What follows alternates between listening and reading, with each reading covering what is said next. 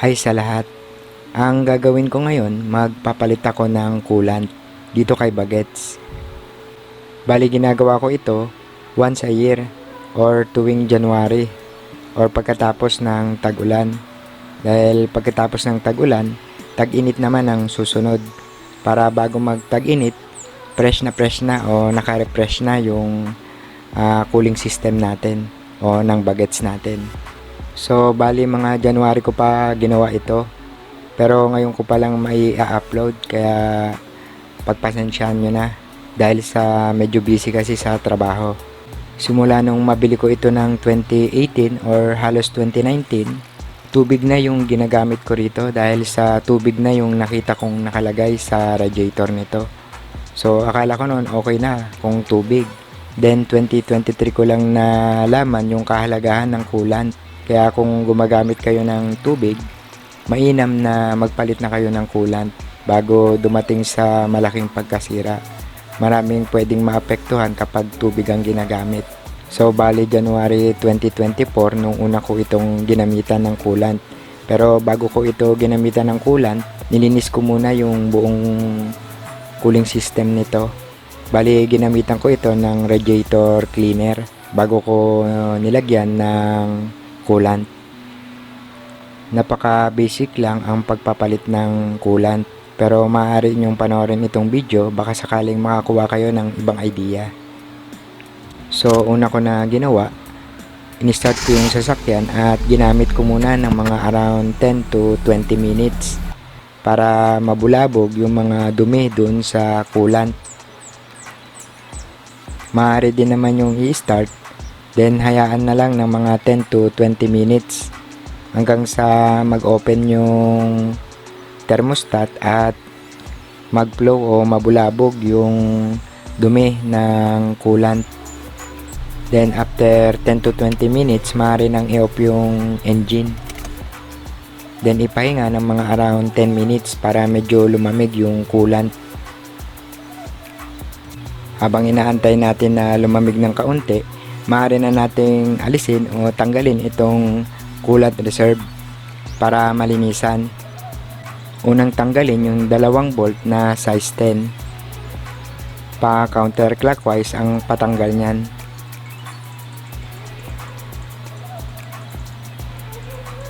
Sunod, alisin itong 10mm na bolt sa holder ng coolant reserve. So ginamitan ko lang yan ng ratchet na size 10 na mayroong connector. Then yung maluwag na, kinamay ko na hanggang sa matanggal. Sunod, aalisin natin yung apat na 10mm na bolt sa radiator holder o holder ng radiator. Itong apat na bolt na inalis natin sa bracket ng radiator, ibabalik din natin ito once na makuha na natin yung coolant reservoir para hindi gumalaw-galaw yung radiator. Ngayon, maaari na nating alisin yung isang 10mm na bolt sa bracket ng coolant reserve.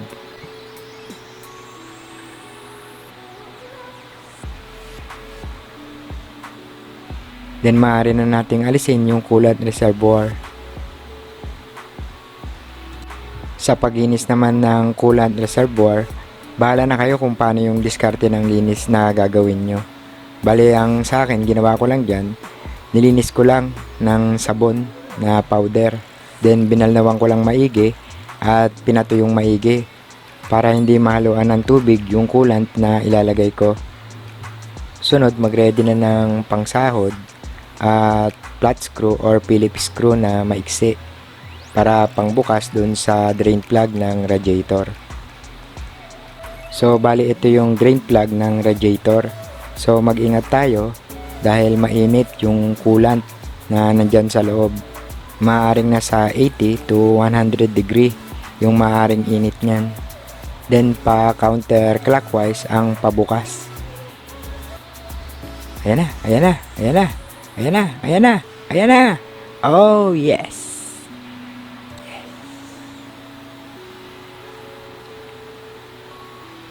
Then ngayon, maaari na nating alisin yung radiator cap para madaling madrain or madaling lumabas yung coolant sa radiator.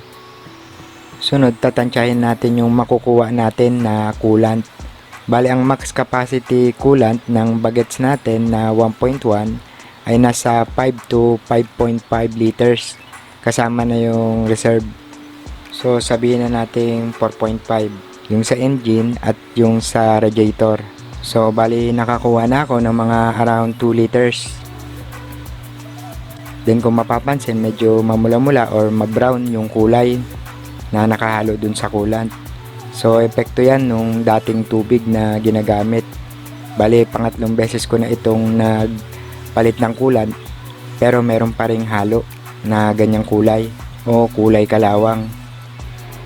Ngayon, maaari nang ibalik yung drain plug.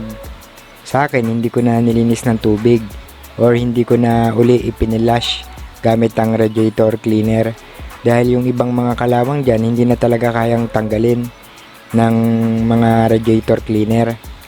Then para na rin hindi mahaluan ng tubig yung coolant. Ang tanging pag-asa na lang nito para gumanda uli yung cooling system ay palitan yung radiator, yung mga hose, thermostat housing at yung iba pang mga components ng cooling system. Pero next year naka-schedule na to at yun na yung pinag-iipunan ko. Sunod, tinanggal ko na itong radiator clamp at yung radiator hose.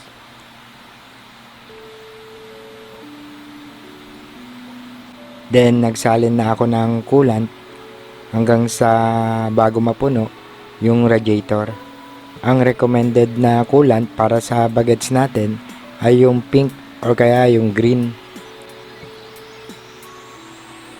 Sunod, na-ready ko na yung pangsahod at in-start ko na yung engine.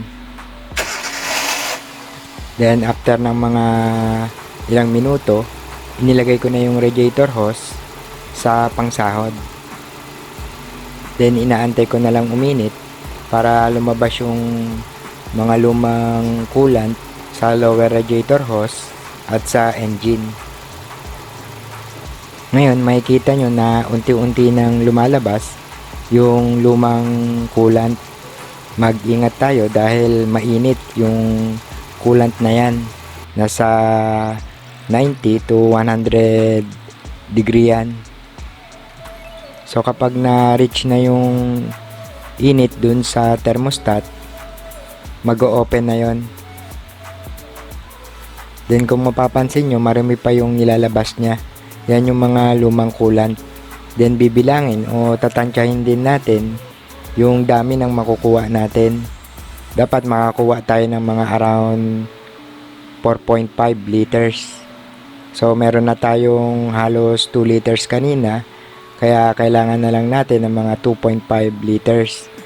Or maaari din natin tignan at huminto tayo kapag malinis na coolant na yung lumalabas sa upper radiator hose. After ko makakuha ng 1 liter na coolant, pinatay ko muna yung makina. Then nagsalin muna uli ako ng bagong coolant sa radiator.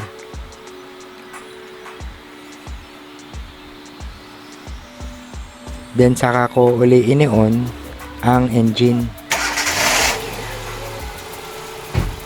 Then inantay ko uli na uminit o mag-open yung thermostat.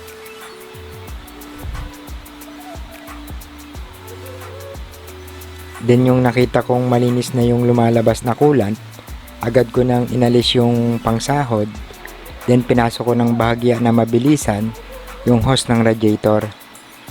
At agad na pinatay yung makina.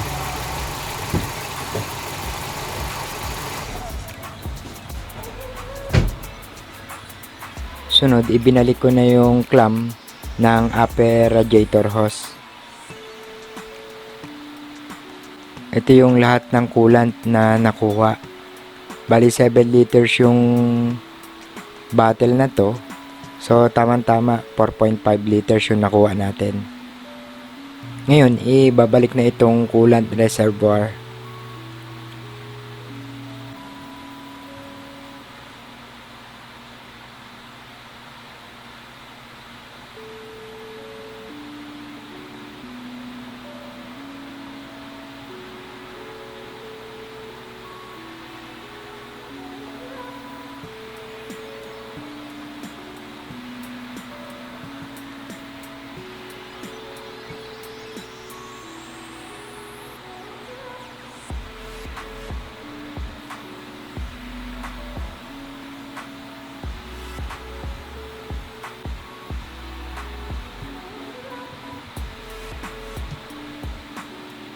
Sunod, ilalagay ko na itong embudo. Sunod, lagyan ng coolant, yung coolant reservoir ng hanggang sa full.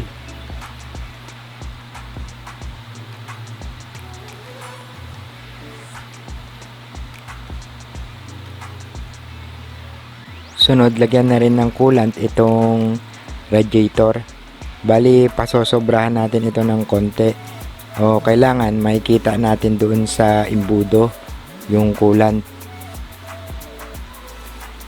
Mainam kapag nagsalin tayo ng coolant, nakataas yung unahang bahagi ng sasakyan natin. Or maaari naman na kalsuhan natin yung unahang bahagi natin ng sasakyan para tumaas, para mas madaling mapalabas yung hangin sa loob. Sunod, maaari nang i-start yung engine. Then iset sa heater.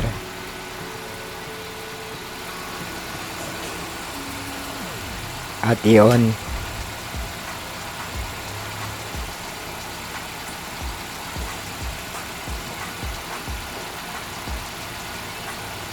Then antayin natin na uminit yung engine or mag-open yung thermostat. Malalaman natin yun kapag umandar na yung fan sa radiator. Maaari din i-revolution para mas mabilis uminit yung makina. So i-fast forward ko na para mabilis yung video.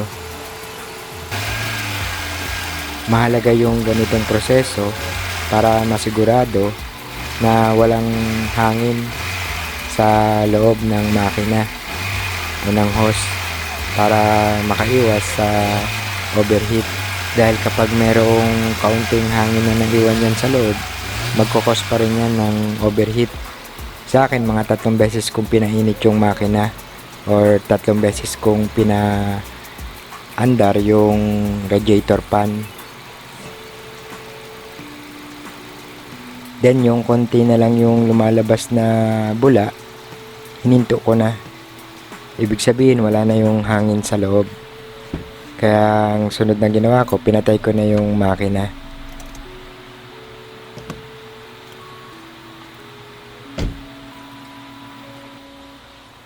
So hanggang dito na lang muna. At kung nakatulong o nagustuhan nyo itong video natin, huwag nyong kalimutan na mag-like, share, follow at subscribe sa ating Facebook at YouTube channel. Maaari din kayong mag-message or mag-comment para sa inyong mga katanungan at mga gustong sabihin. Pipilitin ko na sagutin lahat yan. So babush na at see you on my next DIY video.